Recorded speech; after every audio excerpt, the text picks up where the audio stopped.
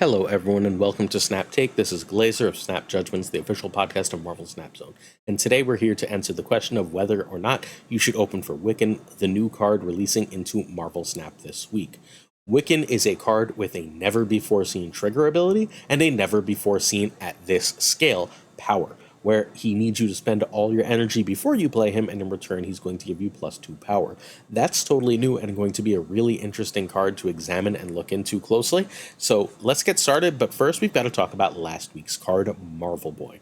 Marvel Boy, Wiccan's teammate in the comics, is a 3/2. After each turn, give 3 of your 1-cost cards +1 power. Marvel Boy ends up being what amounts to an extremely strong early scaler. You can compare him in effect to a card like you can compare him in effect to either Ms. Marvel or Thena.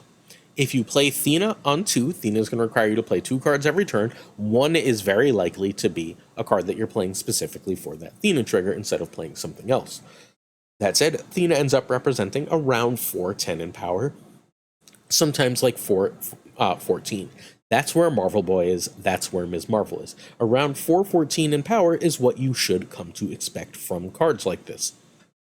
These are some of the most powerful scaling early threats in Marvel Snap, and Marvel Boy offers you the ability to access that. However, Thena right now goes in better shells. Thena does not have the same deck building requirement as Marvel Boy. Marvel Boy requires you to play a lot of 1s, and a lot of decks don't want to play Squirrel Girl or 1s that clog the board or anything along those lines, which makes Thena right now a better early scaler. Marvel Boy is obviously the superior card in Zoo decks, and if you want to buy Zoo decks, Marvel Boy is a must-buy. But if you would like to use Marvel Boy as your mid-range early game scaling power, Thena is better. Thena has been quite good since release, though, and she is seemingly on the block for a potential nerf somewhere down the line, and it wouldn't shock me, should that happen, for Marvel Boy to take over that top spot. I think right now, Marvel Boy is a tier below Thena. I think Thena is an S-tier card, and Marvel Boy is an A-tier card. If you are the type of person who only gets A-tier cards that could easily end up at the top of the meta, then Marvel Boy is a buy.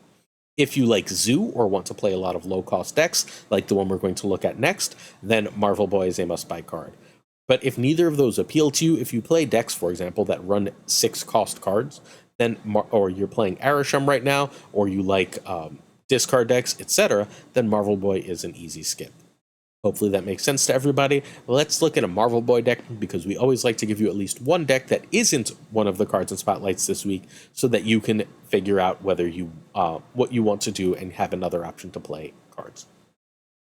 This Marvel Boy deck is fundamentally, you can spend your first 3 turns playing 1-drops. You can go Kitty Pryde, Quinjet, Snowguard, Marvel Boy, or Agent 13, Quinjet, Snowguard, Marvel Girl, whatever the case may be, and then Marvel Boy is immediately going to start scaling and generate you 14 power, at least in that game. Now, you have other ways of scaling for this list. Collector is actually a reasonable amount of scaling. Kitty Pryde, every time she bounces, is +1 power on Collector. Maria Hill and Agent 13 are both +1 power on Collector. Snowguard and Kate Bishop are both +2 power on Collector. So you use Marvel Boy and Collector together as scaling threats in order to pump up your power without spending a lot of energy. At that point, ideally, a cheap Mockingbird or Shang-Chi and Rogue in some combination can win you the game, especially with Quinjet making your generated card significantly cheaper. Now, the other option here is Loki. Loki has been changed and is currently an extraordinarily powerful card. It's a game-winning card that replaces your deck. Loki gives you a lot of cheap things to play. Cheap things equal a lot of power. However, unfortunately, Loki does not work with Collector. Unfit Parrot, this deck's creator, hit Infinite and has been climbing Infinite with it. In early testing, this is a very strong deck. It's not meta, it's not top of the meta, but it is worth testing out and worth playing. If you want to check out Unfit Parrot with this list, check out twitter.com/unfitparrot. Kitty and Snowguard can be Squirrel Girl, Nico, and Beast. Beast in particular is really solid in triggering Collector again, because then you can, not only does Beast returning cards to hand trigger your Collector, when you replay, say, Maria Hill, you're getting another power that way also. Kate, Marvel Boy, and Loki are needed. Kate Bishop is incredible incredibly freaking strong. And Devil Dino and Mockingbird Devil Dino can replace Mockingbird because so many of your cards generate extra cards that you'll often have a decent sized hand for that Devil Dinosaur should you be lacking Mockingbird. Mockingbird's better because cheap power is better than expensive power, but Devil Dino gets big enough to be a viable replacement. So this is a chance to play some very cool cards that don't see a lot of play, like Maria Hill and Agent 13. We're going to talk more about Maria Hill later this video. Spoiler alert. Turn 1, Quinjet over Kitty. Turn 2, you can drop Collector or 2 1s. You can 2 1s if you're going to Loki, or you can 2 1s if you're going to drop Marvel Boy. Collector will therefore often be played on turn 4 or later, or not at all. Kate Bishop is also perfectly fine, although you don't want to Kate into Loki. That will clog your draw.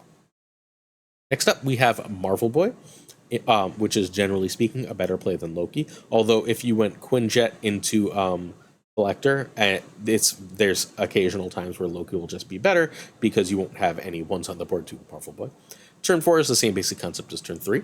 Turn 5, you'd like to play Mockingbird. Ideally, at that point, you've played some cards that Mockingbird will be cheap enough to play here. And then turn 6, Shang or Rogue, plus whatever else you can in order to win the game. Again, this list is fairly variable because you're generating cards. If you generate the right card on turn 2, if you generate Athena, perhaps you're dropping Thena on turn 2, and then you can drop a 2 and a 1 on turn 3, right? You can drop Collector and Snow Guard on turn 3, and all of a sudden the entire play pattern is turned on its head. There's a lot of chances like that for this list. Is it Tuccrr? If Tuccrr pulls an Iron Man and you've got a Rogue sitting there on turn 3, perhaps you'd like to just take that Iron Man before they have a way to protect it or do anything else. Stuff like that alters your game plan for this list. However, it is still a very powerful, very effective list, and I urge you to give it a try. This is the kind of list that pushes me over the top because I like this type of list. Marvel Boy is a buy for me, where it isn't for others, because this kind of list isn't for everyone. A lot of people want to do bigger, stronger things. They're not trying to win mid-range games of Marvel Snap. And have to play completely variable games that change based on what you draw, what cards are generated, so on. If that's your style, Marvel Boy is a great buy outside of Zoo. Alright, please hit that sub button if you're willing. We do 7 days a week of videos on the channel. We give you at least 3 new decks every single weekday. Videos like this, we're going to give you 15 new decks. We're going to do an extra video for the OTA later on in this week as well. We've got so much content, it's completely freaking absurd. We give you more decks, more top quality Marvel Snap content than anyone in the entire freaking community. So hopefully you're willing to check us out. Hit that sub button. We're trying to hit 15,000 subs by the end of 2024, and your sub would do a lot to help us get there. And if you're willing to help us fight that YouTube algorithm by liking and commenting, please feel free. Also, right below me, you'll see a little YouTube looking button. If you click that, you can sub without leaving the channel, so that'd be pretty cool. In addition, we do the biggest giveaways in Marvel Snap. Check Sunday's video. Yeah, yesterday's video. If you would like to see the winners from week 2 of our giveaway, we give away 10 season passes at the start of every single season. 5 the week before, 5 the first week, and then we give away 1 a week for the rest of the season. So we're going to be giving away 1 season pass this week. In order to enter, all you have to do is subscribe, and at some point in this video, I'm going to ask a question, answer it in the comments, and you're entered to win that extra season pass. Alright, we have Wiccan finally. Wiccan is a 4/7, Series 5, 6,000 tokens, as are all cards right now. On reveal, if you spent all your energy this game, plus 2 max energy. It's going to be very difficult to talk about Wiccan because there is an absolute ton we don't know. But what we do know is the cards that Wiccan comes with. Wiccan comes with both Loki and Pixie. Both of these are cards that are worth owning, that open up different deck builds and archetypes to you. We're also looking at this point at the variants because some people decide what to buy based on what variant is in the shop. There will be a Wiccan card in the shop should you buy it this week, basically immediately after. That I think is pretty cool, but I really love this Wiccan, so I might decide to open for it. But I'm a content creator. I have plenty of resources as such. So that doesn't mean you should do what I do. This, in my opinion, is the best Loki variant. This is the Loki Agent of Asgard variant from the Al Ewing / Kieran Gillen run. 2 of my favorite comic writers. I really love it. I don't love this Pixie variant, but I also have a pretty good new, is it new or young? New X-Men, I believe, Pixie variant that I'm all about.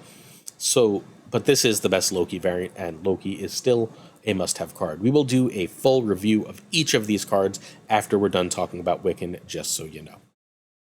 All right, Wiccan synergies. First, this is all or nothing for an ability. Either you did spend all your energy or you didn't. But even if he doesn't work, at least 4/7 is decent stats. Not great stats, but decent stats. You're not going to be devastated to play a 4/7. We have a major question about how he's used. The rest of the questions are going to about his the way his ability works. The rest of the question can be about how good the ability is, how consistent the ability is. So the first question: does he need to spend all the energy on the turn that he's played? For example, let's say you spend all your energy turn 1, 2, 3, 4. You play Wiccan on turn 5, but just Wiccan on turn 5.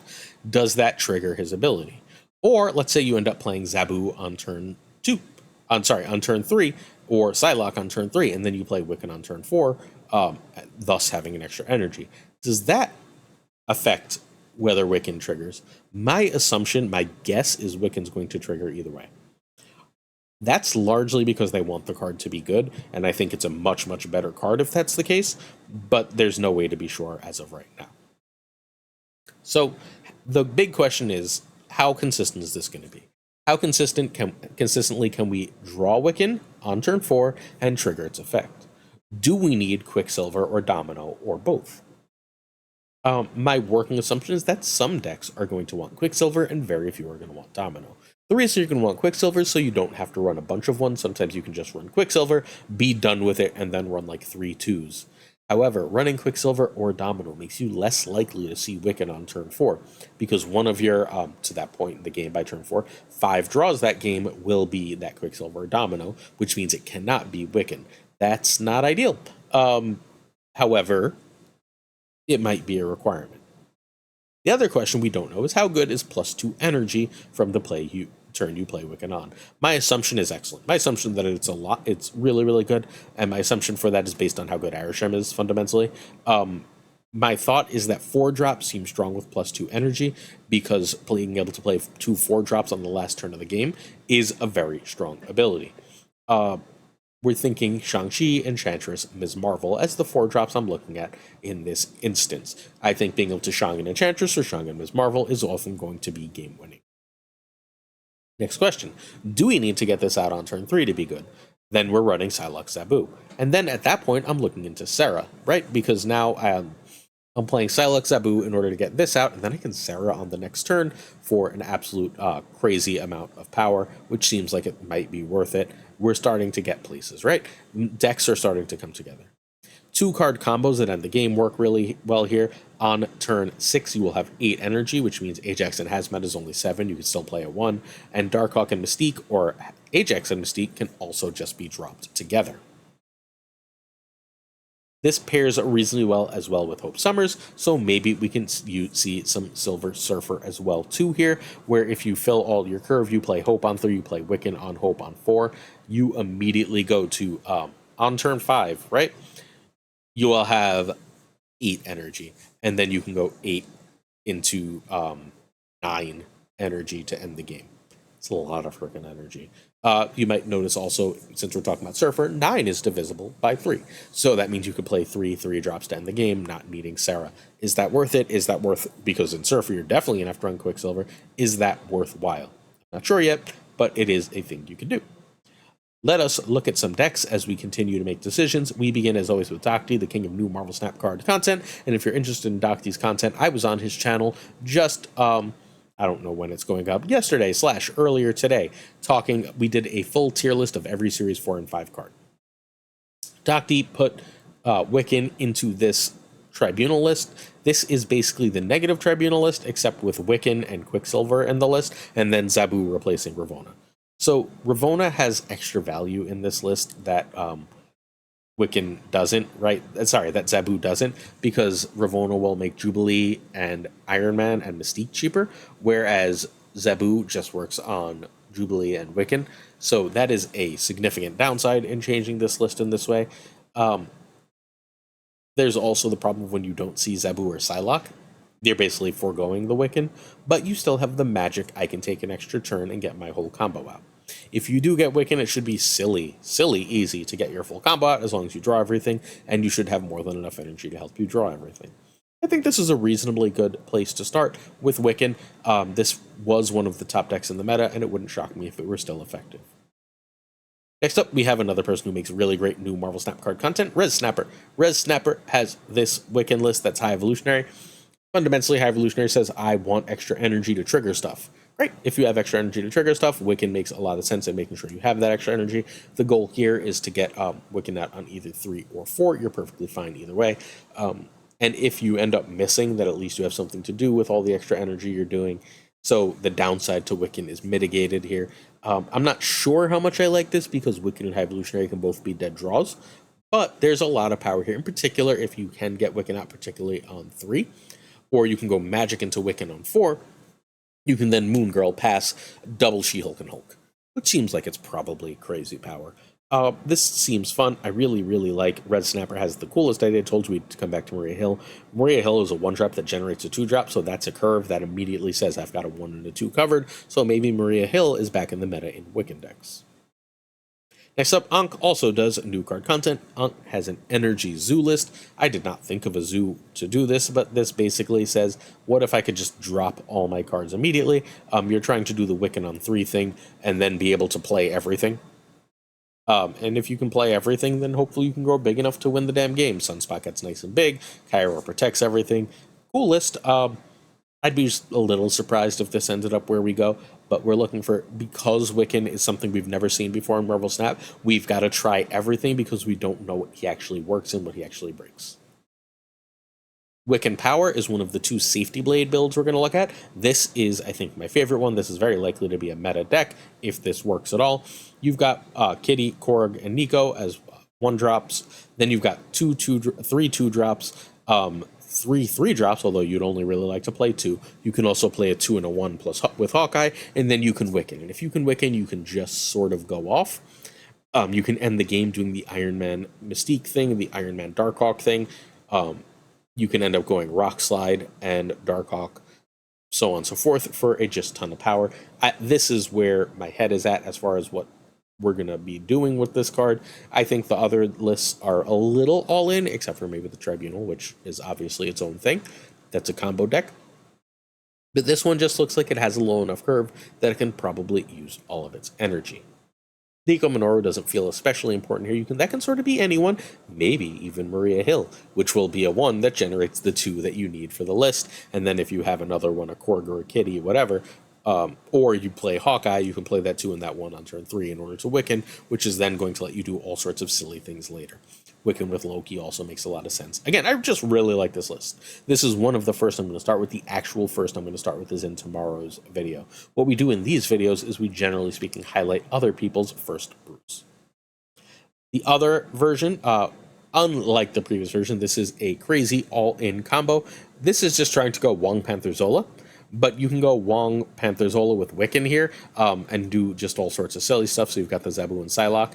So you can go Wong on 3 to Cassandra Nova on 4 and Absorb Man on 5, which would be hilarious. You can double, you can go Psylocke or Zabu into Wong into Wiccan for just stupid energy and go all the way. You can go even further and add Odin to this kind of list, but I don't think you really need to.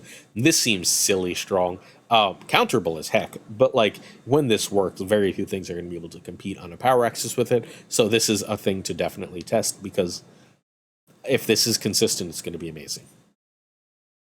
Next up, we have Binks's Wiccan Day. Binks had this deck, he called it 4s by 3, so I decided to throw Wiccan into it as an extra 4-drop that has good power and that you're really happy to play on turn 3. Basically, you want to get Zabu or Psylocke out into Wiccan, and then you want to play Gwenpool, Iron Lad, or, sorry, Ms. Marvel, Captain Marvel, Gwenpool, or Iron Lad, or you can just play Wiccan, and then you can play all the shit. And then on turn 6, instead of dooming, you can drop 2 more 4s, which just seems crazy strong. I think this is going to be a great Wiccan home. I had to add Quicksilver to the list too, obviously, because we need a 1-drop, but outside of that, everything here should make a lot of sense. Also, we've got Kate Bishop, because if that's the only 2 you see, then if you draw Zabu or Psylocke, the next turn you have either Nocturne or 1-drop, 2-drop to play. Okay, next up, we have a Silver Surfer list. I told you I was going to show you a Surfer list. This is based off the old Gregor2424 Toxic Surfer. It cuts the toxic stuff and it says, let's go Quicksilver, Domino, and then just basically to town with 3s. Your goal here is to go Quicksilver, Domino, Magic, if humanly possible. You go Quicksilver, Domino, Magic, Wiccan. Or you can even Sarah, and then you just sort of chill, and then you can just play a bajillion 3s and Surfer to win the game, or a bazillion 3s, Surfer, and Absorbment to win the game. Perhaps you want Odin in this, but I would generally guess not. I think this just puts out enough power that you don't really need to get too fancy with any bullshit. You should be able to win a lot of games this now. Oh, this is one of the big ones where the question is going to be, can I run Quicksilver and Domino without screwing up my draw so much that I basically never see Wiccan on 4? I don't know the answer to that. Let's find out. Finally, we have a Saracle. I think that Wiccan makes a lot of sense in classic Sarah Miracle, where we're just trying to play a lot of... it's basically backup Sarah in this list, right? I have Quicksilver, so I always draw Quicksilver on 1. And then I'm happy to play Jeff or Maximus on 2. Is that enough? Can I run Shadow King here? Not sure yet. And then we're just trying to go Loki or Red Guardian on 3, sometimes Killmonger if you must. And then you just go straight into Wiccan, into Sarah, into being able to just play everything to end the game. And that should be reasonably powerful, right? I think that there are probably better versions of this, but this is where I'm going to start. This is the highest win rate version of the classic Sarahs right now, except it's got Wiccan and Quicksilver in it over some extra cards. So I think that over Nocturne and another 3. But either way, I think this is a very powerful thing to do, a very answer-heavy deck that could take over the meta, that could be very powerful. Except that Sandman as a card, I guess, really is the thing that might be really hampering on Wiccan's power. But, so my final thoughts. Does Wiccan look good? Almost every card they release is good. They've released very few cards in the past several months that haven't been at least good. There are many more questions around this than usual. Usually we have a couple questions based on power level. There are questions on how this is used, how consistent it is, and how strong it is. That's a lot of questions, let alone its place in the actual meta. Again, if all these lists that we looked at, I'm planning on starting with that safety list, the first one, and then I'm looking into the tribunal thing. The main things we're looking at are consistency and output. So the rule of Thursday, Friday, Monday. So quickly. Thursday, I will ask a bunch of top players. I will interview usually between 10 and 15 players that are at the top of the Infinite Leaderboard about how they feel about Wiccan. Once that's done, I will present that to you. On Friday's video, you will get that plus the stats in order for me to synthesize a recommendation, which will be followed by Monday's video, where after week admissions give us a larger sample, I will be able to give you a better full review. However, caveat time. I will actually be leaving this Saturday. You will still get a video every day. We never miss days. I'm going to pre-record some videos. We're going to have a bunch of amazing guests for some of these videos. So don't hesitate. Don't worry about whether you're getting videos. But Friday is going to be the day I give you my real recommendation as best I can, whether you should buy Wiccan or not. It should not take long to figure out if this card is completely insane or otherwise. So please wait until at least Friday, unless you need other cards. We'll get to those momentarily, but first, if you're interested in gameplay from these decks, please check out the Stream Team. The Stream Team is a bunch of our friends who stream gameplay with decks from our video. Today is Monday, so the great Gregor2424 will be streaming decks from this very video. Tomorrow, with the new cards, Prashaun will be streaming Wednesday GamingwithFlashX, so on and so forth. So if you're interested, please check that out. And now, time to talk about Loki. And Loki is now a 3/5 on reveal. Replace your deck with your opponent's starting deck. Give them, which is a weird phrasing, -1 cost, draw a card. Should be give it, right? Because them, it used to be your hand. Your opponent's cards, -1 cost, but it's giving the deck -1 cost. It's very complicated. Whatever. It's very complicated. It's very awkwardly worded. Loki has, for me, been great. My curiosity is, outside of arishem, have you seen Loki? How have you felt playing Loki is? How have you felt playing Loki against Loki is? So if you're interested in winning a season pass or just want to participate and be gathering information for content, let me know what you think of Loki since his most recent nerf. He's obviously worse. He's no longer his own archetype in his own decks, but he's still really, really strong, at least in my opinion. What have you thought of him? I personally think Loki is great. You should get Loki. I think Loki is going to be one of the better cards in all of Marvel Snap for a long time going forward. Go get him. All right. The four Loki decks we're going to look at. First, we're looking at an Arishem. This is from someone named Mueller. It's a top infinite player that Owie found the deck of. So we've got this nice, simple Loki Arishem. Loki and Arishem is a straight-up snap condition. Incredibly, incredibly strong. This one in particular is built to beat up on Zoo decks, hence the Killmonger. But yeah, Loki and Arishem on turn 2 is insane, on turn 3 is insane. You get rid of all the randomness and get the opponent's deck at -1 cost and +1 energy. Usually, in those circumstances, especially since Loki draws a card, you win. Next up, we have Crazy Junk. Crazy hit number 1 on the Infinite Leaderboard with this and is currently sitting at number 3, playing largely this list. This is a nice, simple clog list that also runs in combination with all that clog.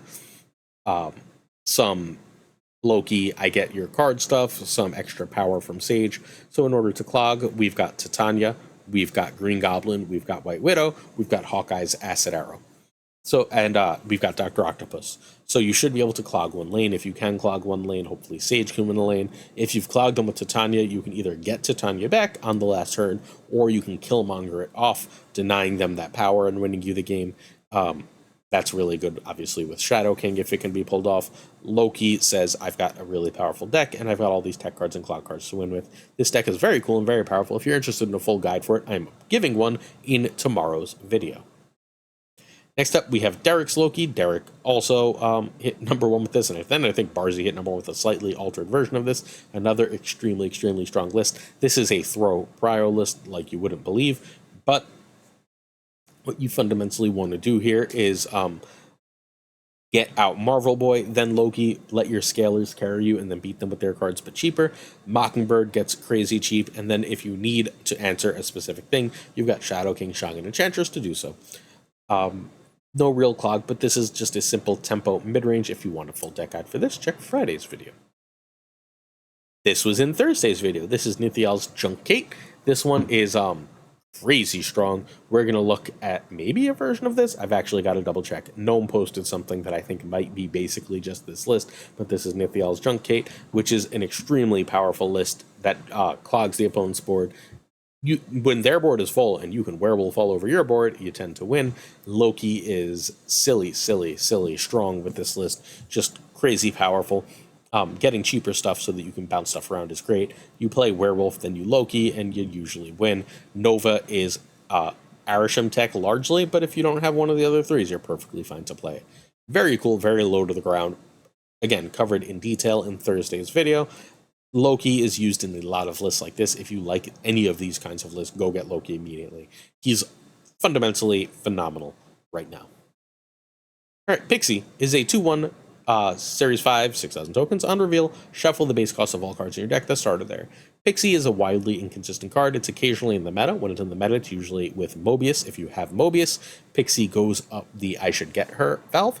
But Pixie has not been near the top of the meta since Arishem came out. It's just sort of like getting cards for cheaper when you can just get +1 energy is seemingly a bet that Arishem won, not Pixie. But Pixie is still a cool and interesting card. If you enjoy cards like Mr. Negative, then Pixie might be one for you to grab. We're going to look at 4 Pixie decks. The first of it is Snap Decks Mill Adjacent. This is basically a sort of mini mill deck that doesn't run Baron Zemo. You can throw Zemo in if you have it. It's got Gladiator, Cable, and Copycat, and it's also got Dr. Octopus and Spider-Ham to make like their hand a little less useful, give them a few fewer cards, give them a little clog. This is a little bit of everything deck. It's just a fun, good stuff deck. Darkhawk here is your answer to, you only play Darkhawk if they're playing Arishem, otherwise you're not trying to, but Pixie and Mobius basically are trying to give you enough to go Red Hulk and Shang-Chi together at the end of the game. Next up, we have Buddy's Galaxy Wave. This is a very, very, very cool list. This list is fundamentally built around going Wave into Grandmaster Doom, and then just filling up the board with Double Doom, which will also trigger Thena. Pixie gives you an extra way to do your silly combo, but your silly combo is stupidly powerful, so it tends to be worth it. Dickens and Butt created a list together. This is the Ajax version of it, where basically you're just trying to flip around some costs. Anything that makes Mockingbird cheaper is good. We know what a 5-cost Mockingbird was like. But basically you're just saying, if I can go get Pixie, I'm going to take the chance that since I've got so many cheap cards here, that one of my cards or two of my cards will be cheaper, and I can just sort of go off. And if you can go off, you win. There's a million small combos to this. Yellow Jacket to pull a Mockingbird out of Shang range, or to make a Mysterio clone -1 to get sent over, are really powerful. If you do end up giving your cards those negatives, Carnage can take care of them if you want to regain that power. You got a little bit of Clog with that Widow and Debris stuff. Those are extra cards for you to Hazmat. There's a lot to like with this list. It's a ton of power.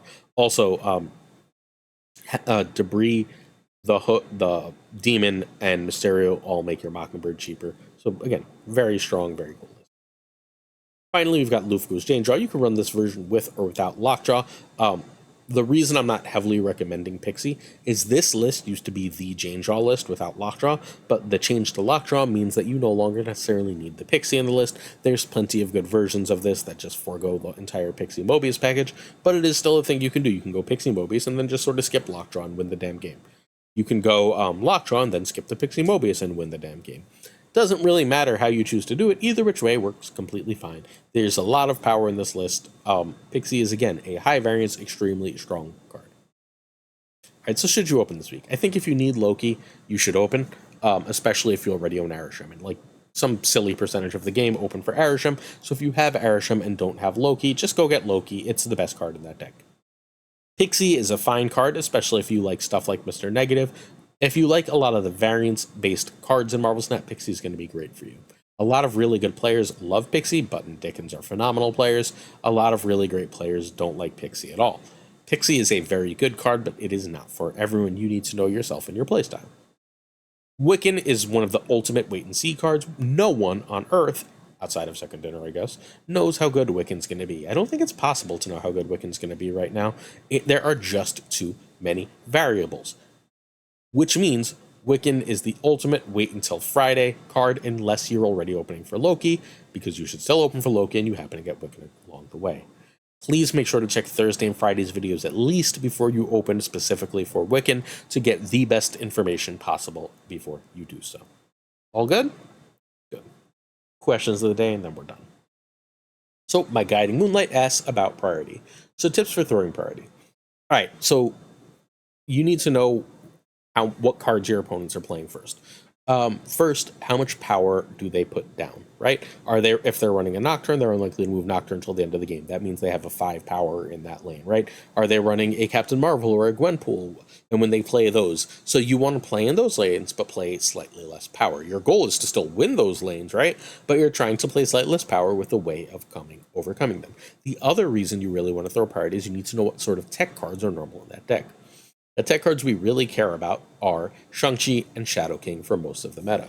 There's also Enchantress, Rogue, Red Guardian, for all of which priority matters. Generally speaking, you would really like to lose priority for these matchups.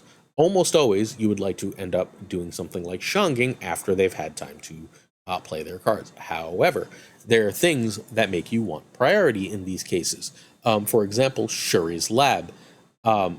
For Shuri's Lab, sometimes you will want to be able to Shang off their play as they feel like that lane is won, and then